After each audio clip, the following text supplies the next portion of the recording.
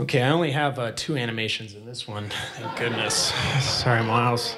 That's my only rebuttal. I love you, Miles. Okay, ready. Okay, today I am talking about a decades-old concept dominating your LinkedIn feed since 2022, the buzziest of energy buzzwords, virtual power plants. And I know what you're thinking. Are these a virtual simulation of a power plant? No. But funny story, my dad, who's in the audience today, actually did work on this in the 90s at General Electric. So make sure you talk to him.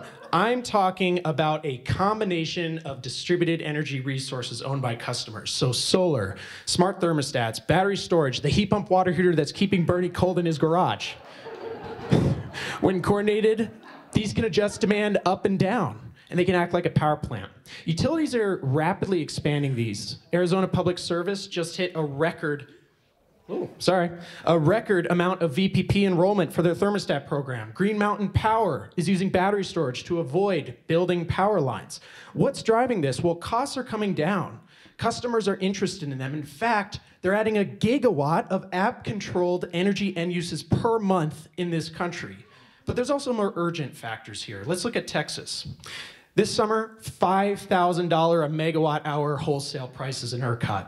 This month, the highest price was $60. And this is in a market with 89 gigawatts of capacity and tends to have an accelerated interconnection process. So this is a national problem too. By 2030, we're gonna need 200 gigawatts of capacity, all while we retire coal plants, curtail renewables, experience interconnection backlogs, and infrastructure lead times over 5 years. Rates are going up 14%. So we need the 300 megawatts of DERs that Texas customers added last month enrolled in a virtual power plant. And as these technologies proliferate, that's gigawatts of low emission, low infrastructure, low cost capacity, to which resource planners say, whoop-de-doo, Basil. Okay, I need 400 megawatts of guaranteed capacity. And during the summer and winter peak, and with 50% variable renewable energy on the grid. Are your customer-owned thermostats gonna give me that? Well, a groundbreaking study from Brattle this summer says, yeah.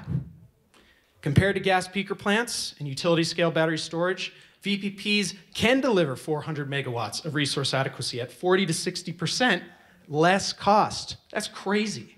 But that's not all.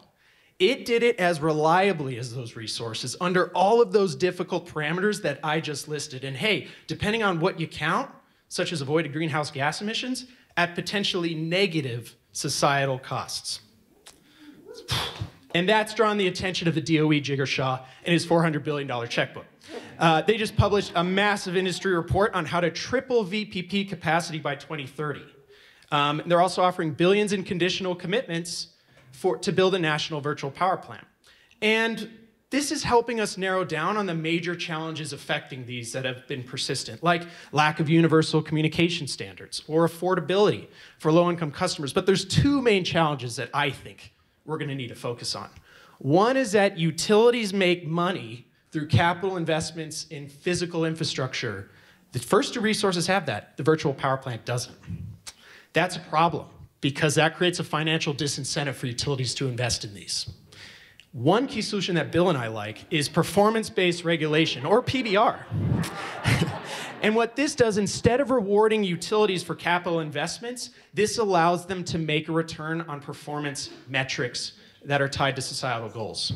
And in states where PBR is in effect, this means we have to carefully construct performance metrics that help incent VPPs, like peak demand reduction, speed of interconnection, CapEx deferral, all of which VPPs can help with.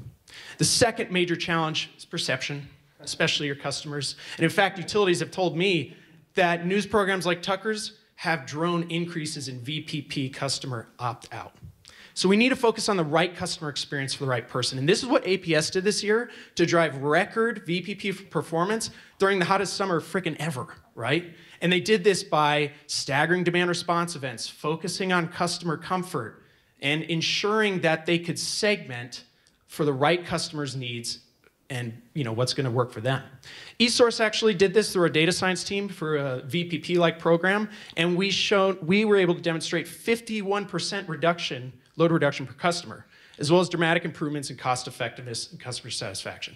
So I'll leave you with a powerful quote on customer perception, and that is that VPPs are unique and that the only resource that puts money back in the pockets of consumers. And that's a powerful way to engage consumers in the clean energy transition. Thank you.